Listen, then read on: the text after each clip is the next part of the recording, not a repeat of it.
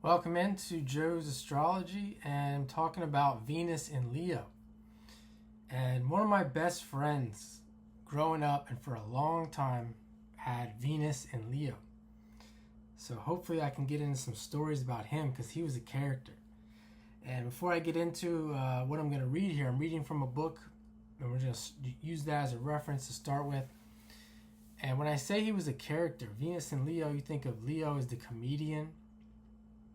And this guy he was known as like the class clown and really fun guy to be around and more.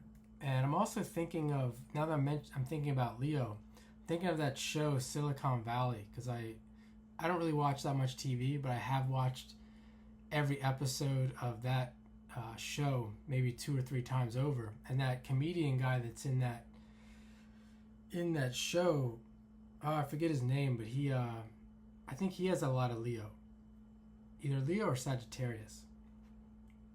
So he says here, as a pre-existing pattern, individuals with Venus and Leo have a very deep and intense inner focus that archetypally desires absolute creative self-actualization. So there we're talking about comedy as being something that is creative self-actualization. It's a creative endeavor, it's a creative expression. And someone else I knew recently, she was a Sun in Leo, and she loved comedy. She put me on to Kill Tony, that comedy show based out of Austin, which is really cool. Just as the sun gives and sustains life in our solar system, these people have an inner wellspring of creative potential that allows them to sustain themselves. This inner sun is ever radiating and inexhaustible. Inwardly, they hear the call for creative self-actualization, and they give themselves the right to actualize themselves in any way they see fit.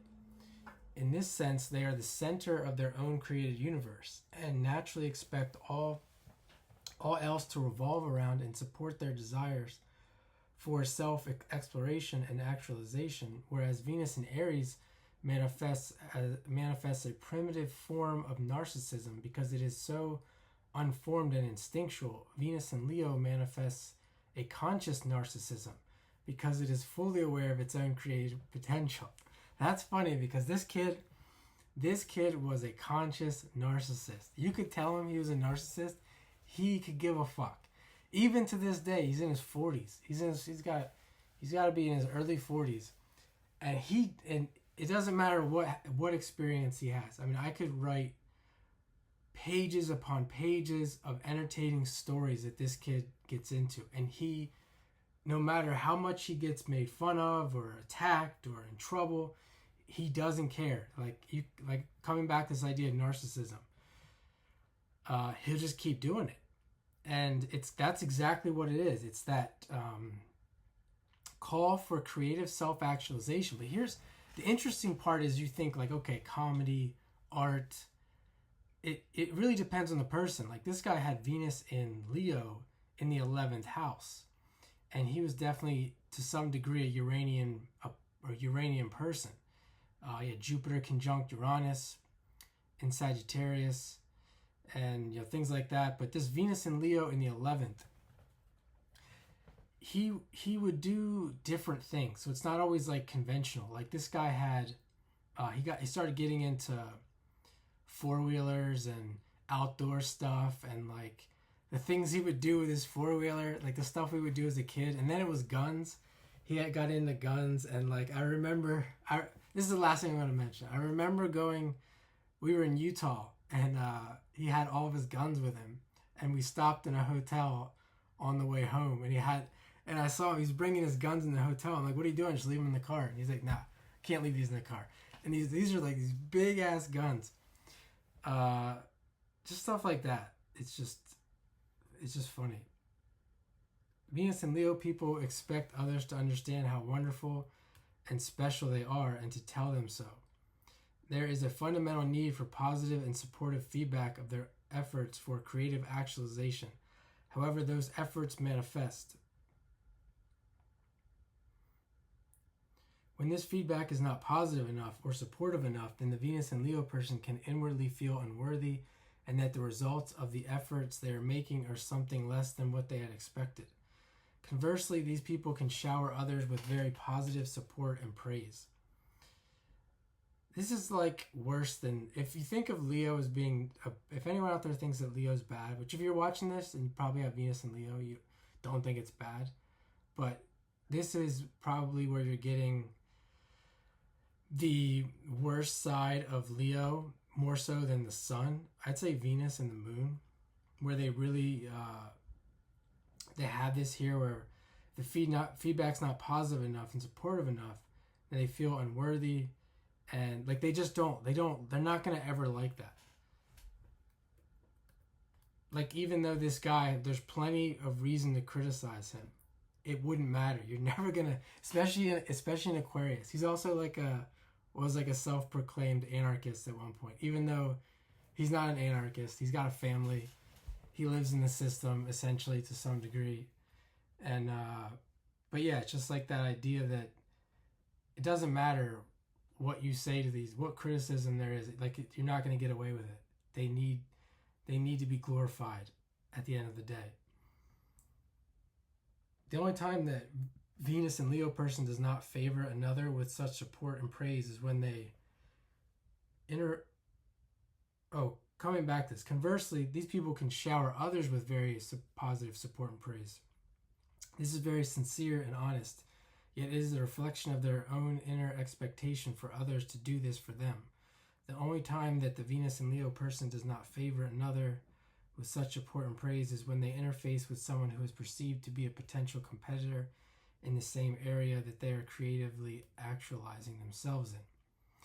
I don't know about all that with the praising other people.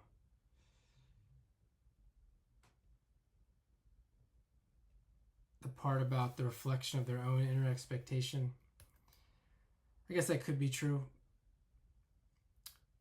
This can occur because, again, Venus and Leo people are the center of their own universe. Thus, someone who is perceived to be equal to or ahead of themselves changes their orientation to their own universe. They are not the star anymore.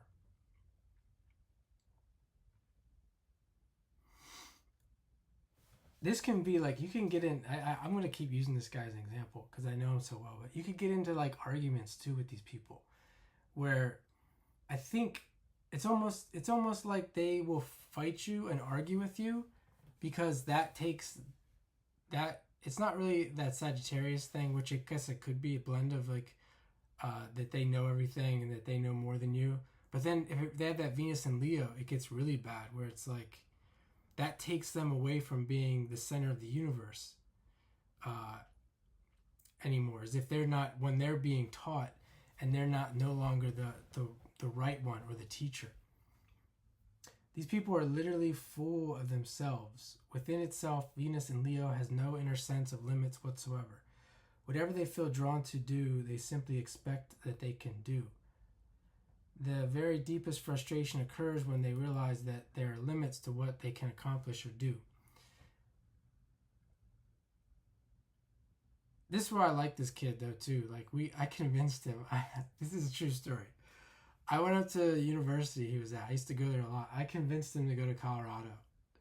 I'm pretty sure that he wanted to go too, and his friend was there, so it just worked out. But I was the final impetus to convince him that it was a good idea to throw away all our shit and go to Colorado.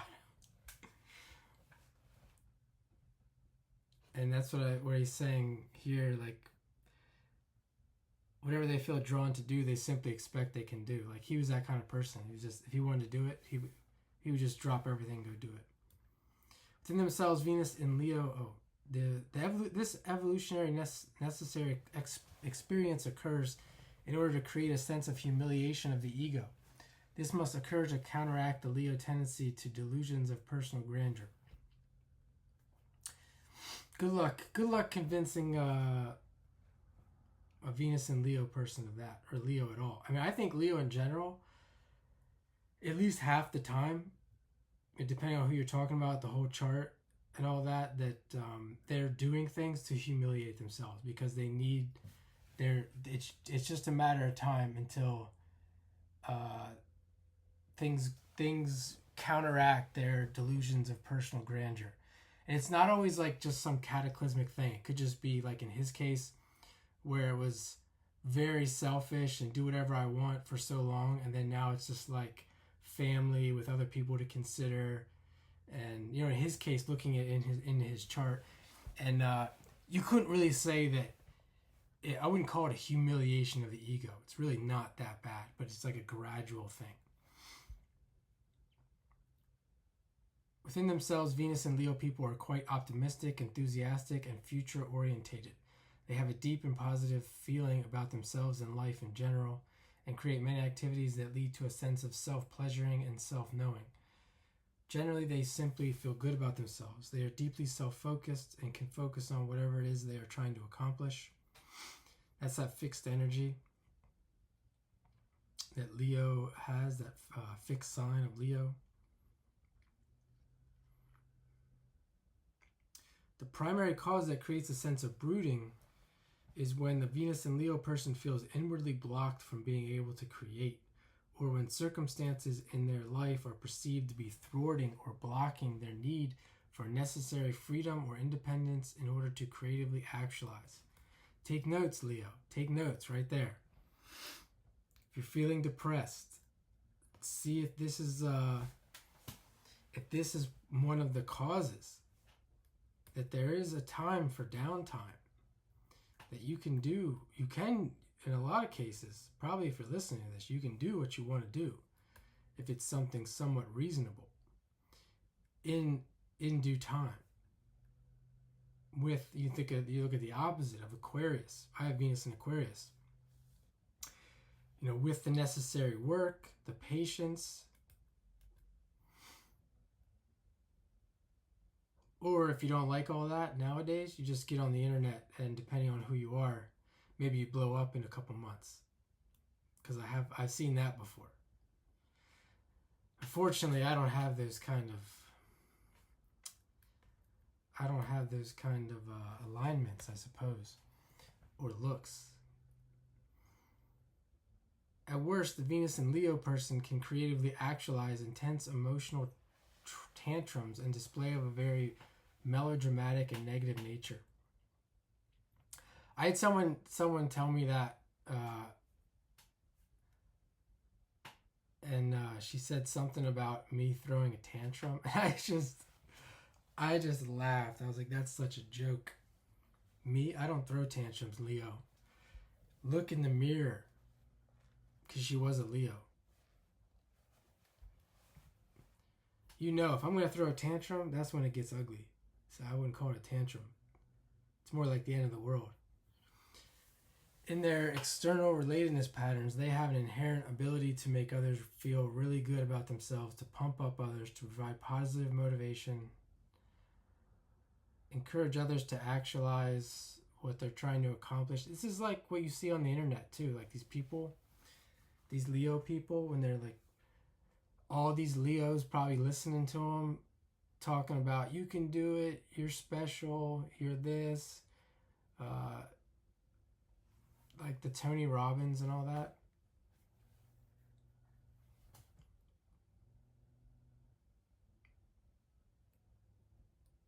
But, I like those people. Leo is my favorite. Leo's my favorite sign.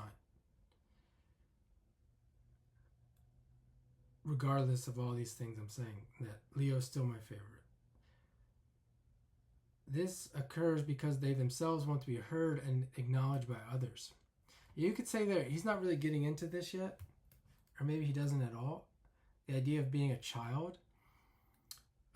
Because I think what it is for me, I just appreciate, especially as you get older, childlike people, because it's so, I don't even know if it's needed or if it's just the way it is. I was going to say it's so needed, especially amongst adults. Like their idea of childlike behavior is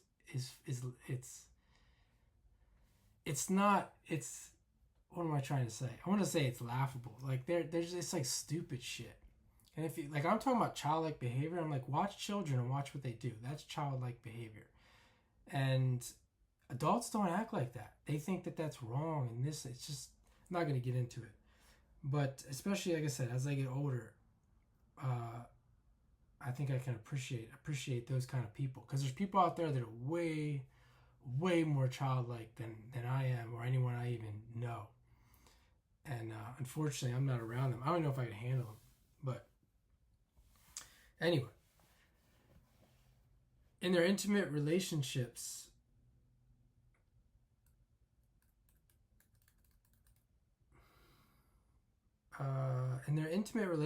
Venus and Leo person has a deep need to always keep the relationship in a kind of love affair situation. This is because the Venus and Leo person might as well die as to be taken for granted. They need to be the sole focus of their partner's attention, and they desire to be considered special at all times. Their need to feel loved and to be loved is permeating desire that is never quite satisfied on an ongoing basis, though it can be satisfied on a momentary basis. Like that love affair, you think of the fifth house or Leo as being romance and things, anything that goes along with that.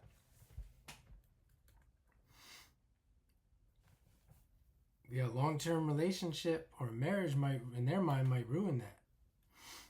And I think of my friend as well. Like he's a pretty, I'd say he's a pretty good-looking guy. And the funny thing with him is, when I was younger, there was three of us, and he had the lowest standards of any of the group. And I think the reason is because of this Venus and Leo. Like he had to be royalty.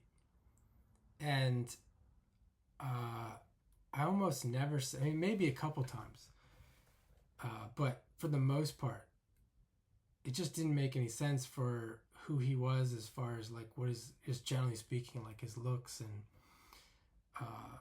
personality and things like that. Like, and that's what it was. He had to be the king.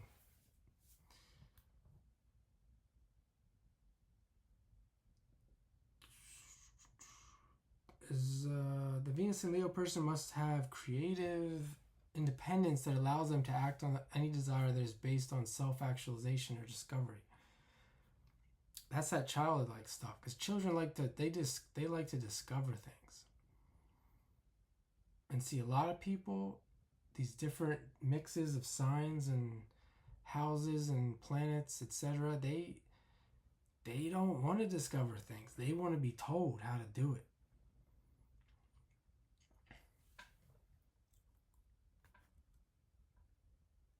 It's like when I used to give tennis lessons, and they would be like, just tell me how to do it. And I'm like, no, we're going to discover how to do it. You're going to discover how to do it. I'm not telling you anything.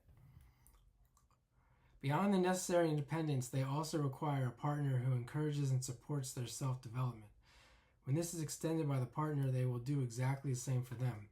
The Venus and Leo individual is naturally a very powerful, self-directed, and self-motivated person who is strong-willed and highly narcissistic. Thus, they will attract and be attracted to others who inwardly vibrate in the same way. I say, I don't know about that exactly. Because in a sense, you could attract people who are going to cause that humiliation to take an effect, to bring you down for some reason that's in the chart, probably. Because Leo, so I mean, looking at the chart, Leo does serve that function as well, I think, where it's like people get caught. They have a lot of Virgo and they have Leo, and they're like leaving the Leo and entering the Virgo, where it's more about service and not about the ego as much. When they're in love and feel loved, they can truly make another feel loved in ways that are quite unique.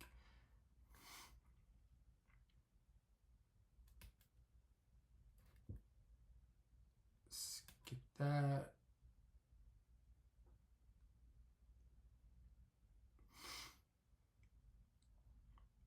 They can create a life structure in which the other person is completely shut out. They can seek out love affairs with someone who will supply them with the love and attention they need.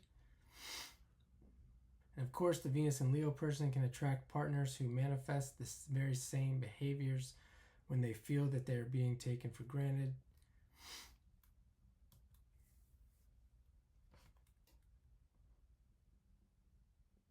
Sexually, Venus and Leo people have a natural love of the body and the sensuality that can manifest from it.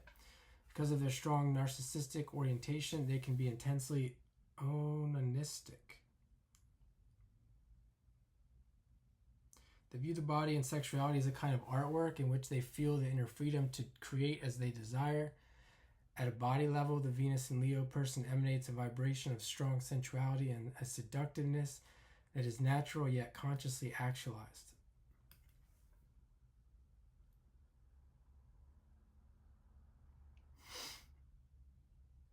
Like this kid too, for example, it's like my other friends, Venus and Scorpio. Like literally, you can go out. They will tell you stories. There's stories upon stories, and then when they were with me as well, they're just out in public and they get these experiences where their aura or whatever he's talking about here just draws people to them, and they have these experiences that someone like me rarely, if ever, will have. It's almost like too that they're in a relationship. If they're in a relationship and they're not getting the attention, and then they're just like, well, fine, I'm gonna go do my own thing. They'll go out in public, and then just like that, someone will come out of nowhere.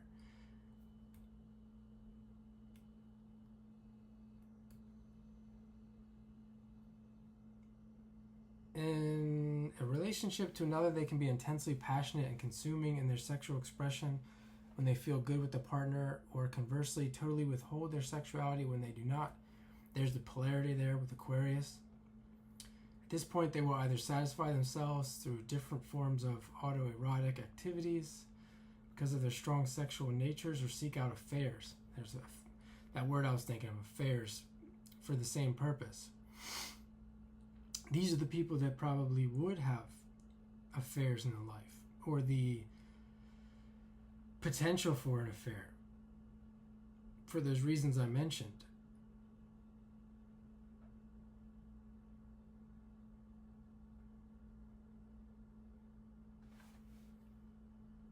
See, people think they'll think that they're being tested and stuff like that, and it's like just imagine if you were married for 10 years and you just really maybe had a couple cases and couple instances where things were happening, and you would, if you're a Christian or something like that, you're like, oh, I'm being tested. You're not being tested.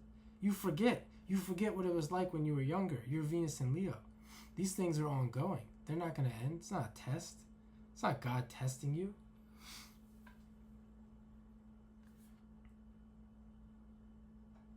Venus and Leo desires monogamy, yet also enjoys sexual flirtations and innuendos, since this feeds their need to feel special, important, and singled out. Yeah, like this guy, 100%. He's only married because of the system, because it makes life easier, because he's been hammered so badly over the years that he just gave in. And he still talks about this. He'll be talking about this the rest of his life.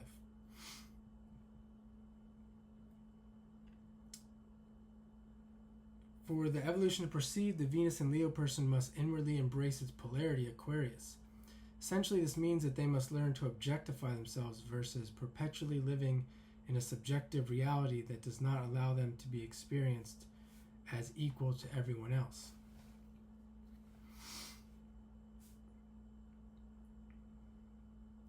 These kinds of lessons aren't going to get learned all the time. Or this idea of evolution in a life. I'm just thinking more of examples, and maybe to a certain degree, but not completely. People always feel, there's people in general that feel better than other people, and in their minds rightfully so, because they don't believe in reincarnation. They think these are just people.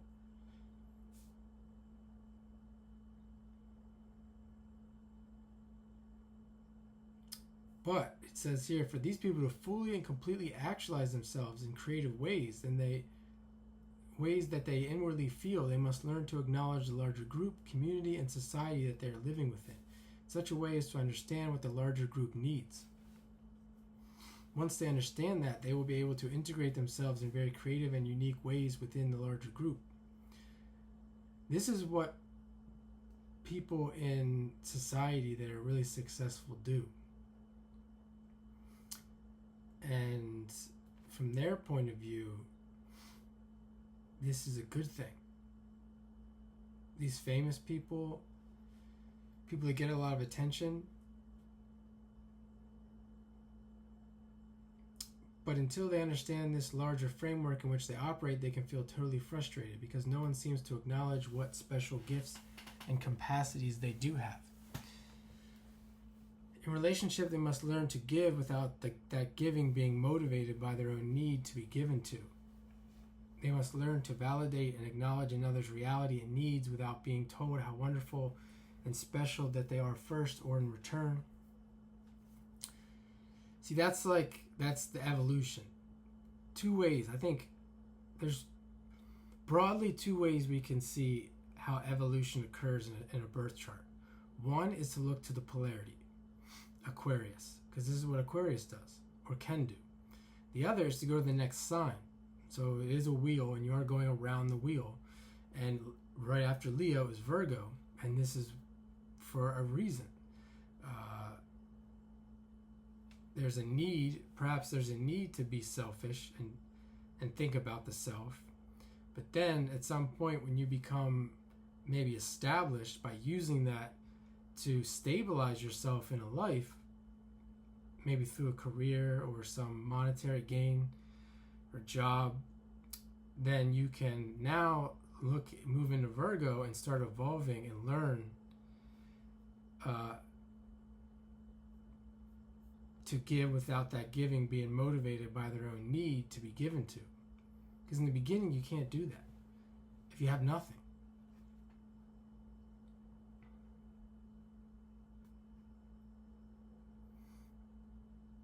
When this occurs, the Venus in Leo person will be always self-confident in a relaxed kind of way versus having their self-confidence and the positive self-image that this implies dependent on others telling them how special they are.